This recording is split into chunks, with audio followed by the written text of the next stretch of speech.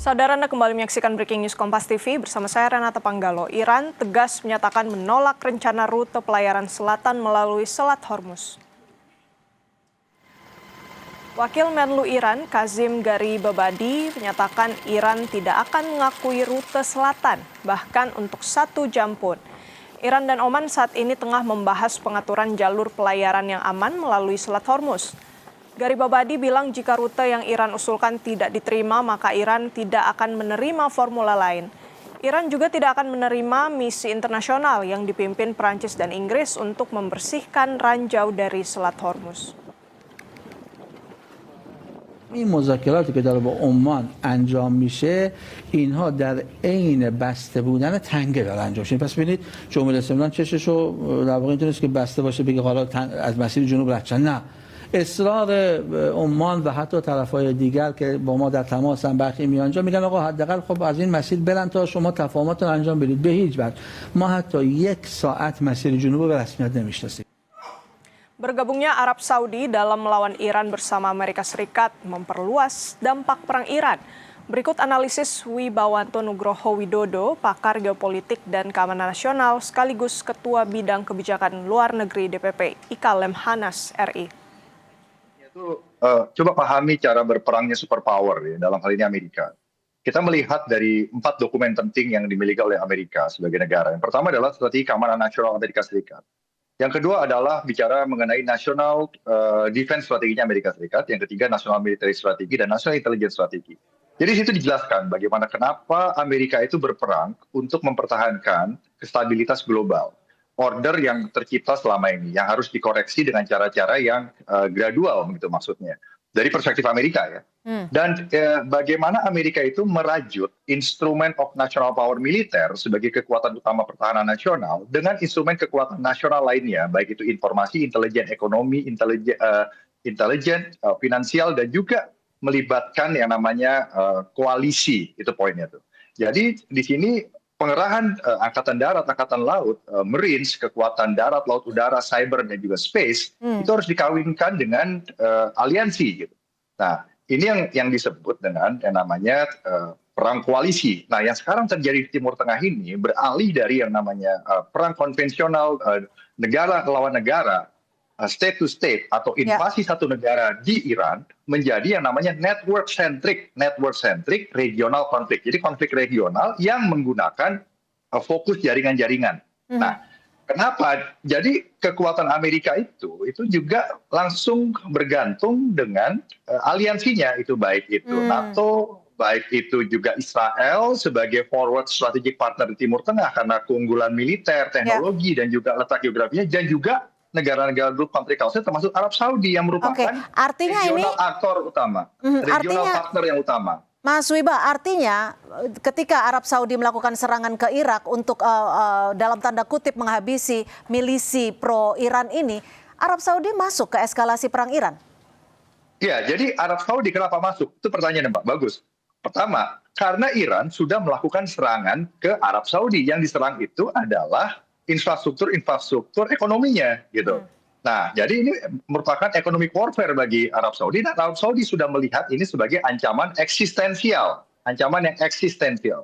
Nah, sehingga dengan political cover yang diberikan oleh Washington kepada Saudi Arabia, akhirnya Saudi Arabia terlibat dalam konteks mempertahankan diri, bukan untuk menyerang Iran. Karena target dari Amerika, target dari Israel, dan juga target dari negara-negara Gulf Country Council, termasuk Arab Saudi, saat ini adalah bukan menduduki Iran, termasuk juga bukan untuk secara langsung mengganti rezim yang ada di Iran gitu. Tetapi sekarang perangnya itu dilebarkan. Kenapa? Dari Iran sendiri ini lebih murah, Mbak. Ya, jadi kalau menggunakan proxy, Iran bisa mendinai keterlibatan secara langsung. Yang kedua, itu membuat lawan itu juga terdistract resource-nya. Jadi yang diserang itu bukan hanya Teheran, bukan hanya Iran gitu. Tetapi proxy ini sebagai power defense ikut melakukan serangan kepada Amerika dan aliansinya. Nah, sehingga Amerika dan juga Arab Saudi itu juga kalau dia menyasar Houthi, menyasar proksi-proksi Iran yang ada di kawasan Timur Tengah, itu sebenarnya bukan sasaran akhirnya, tetapi melumpuhkan kemampuan Iran untuk melakukan proyeksi pertahanan forward, gitu, Mbak. Ya, Artinya jadi ketika itu. ini tujuannya adalah untuk melumpuhkan pertahanan Iran dari milisi-milisi pro-Iran ini, apakah ini serangan akan terus berlanjut dan apakah tidak berhenti dari Saudi juga, melainkan ada negara-negara lain yang juga merupakan sekutu dari Amerika Serikat? Ya, betul. Jadi dari Amerika dan juga dari Gulf Country Council, ya termasuk juga Arab Saudi, khususnya Arab Saudi, itu tidak dalam kapasitas mau menyerang Iran physically, tetapi mempertahankan diri itu. Nah, dari perspektif Amerika, dalam pertemuan dengan Netanyahu di Washington DC, itu paling tidak ada 5 agenda. Agenda yang pertama itu bicara mengenai mau dikemanakan arah konflik ini. Mau diteruskan apa dibentikan. Nah, dari Amerika perspektifnya, satu, memang harus menunjukkan deterrence mereka sebagai superpower. Ya. Yang kedua, mereka juga tidak mau sebenarnya larut ke dalam forever war. Sementara Israel itu mempunyai perspektif yang berbeda, Mbak. Israel itu menganggap Iran ancaman eksistensial yang harus dibereskan seawal mungkin. Yang kedua itu kita bicara mengenai kemampuan nuklir Iran. Kemampuan nuklir Iran itu mungkin sudah banyak yang secara fisik fasilitasnya dihancurkan. Tetapi nuklir ini kan bicara knowledge. Knowledge itu tidak bisa dihancurkan. Saintisnya masih ada, supply-nya masih ada, industrinya masih ada. Yang ketiga, Amerika itu ya tetap akan menggunakan tekanan untuk melakukan yang namanya negosiasi. Jadi courtship diplomasi. Setiap ada serangan militer, disitulah Amerika juga melakukan diplomasi. Jadi ini adalah strategic bargaining, berdiplomasi dengan menggunakan kekuatan militer. Tetapi ke semua pihak itu menahan diri untuk melakukan direct attack.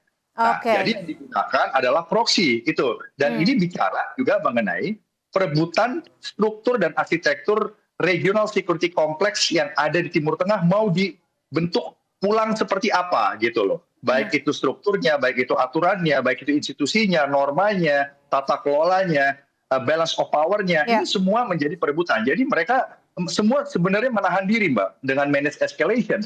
Dan ini juga dan agenda kelima di Washington DC adalah membahas bagaimana menghadapi proksi-proksi Iran. Nah, jadi yang paling efisien dari semua pihak yang terlibat konflik saat ini adalah berperang dengan jaringan-jaringan proksinya. Amerika juga melibatkan aliansinya, baik itu Israel dan juga Gulf Country Council, sementara Iran menggunakan proksinya gitu. Nah, ini artinya termasuk pangkalan Israel yang memang disiapkan untuk Amerika Serikat membantu menyerang Iran.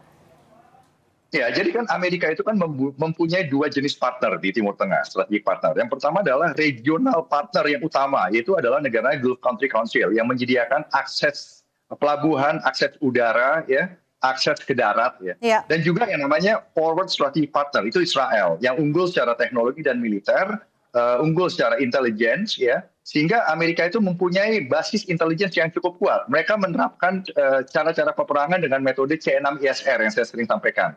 Itu adalah komando pengendalian, communication, computer, cyber combat system, intelligence, surveillance, reconnaissance, sehingga mereka itu sebisa mungkin mau dengan penguasaan intelijen yang ada, dengan koalisi yang ada itu, mereka memegang apa yang disebut dengan yang namanya dominasi eskalasi. Jadi Amerika itu mau memegang eskalasi, dominasi dalam hal eskalasi. Mereka mau mengatur eskalasi gitu, Mbak. Kapan menyerang, siapa yang diserang, apakah itu high value, apakah tidak high value, apa risikonya kalau ini diserang, kapan diserang. Nah, jadi yang sekarang dilakukan itu adalah serangan-serangan yang sifatnya masih dalam kategori special operation and low intensity conflict. Dalam konteks apa, Mbak? Ini dalam konteks military campaign. Military campaign itu apa? Operasi-operasi militer ya yang direncanakan ya yang dilakukan yang terkoordinasi yang digabungkan satu persatu menjadi gabungan yang disebut dengan military campaign yang dikoordinasikan oleh Central Command di bawah Laksamana Brad Cooper yang markasnya di Tampa, Florida. Nah, apa yang diintegrasikan? Yang diintegrasikan itu bukan hanya instrumen of national power-nya Amerika, tetapi juga instrumen of national power-nya Gulf Country Council, Irak, Qatar, Kuwait, Israel, semuanya disatukan di situ di bawah Central Command untuk menghadapi Iran, tetapi bukan untuk mengganti rezim sekarang atau bukan untuk menduduki, tetapi untuk mengubah perilaku strategis Iran. Supaya apa? Supaya akhirnya semua itu mau kembali kepada meja perundingan, karena semua itu menghindari perang yang tidak terkontrol, karena ini eksesnya bisa menjadi krisis global. Dan Amerika juga fokusnya bukan di Timur Tengah sebenarnya, Mbak. Fokusnya adalah di Indo-Pasifik menghadapi China.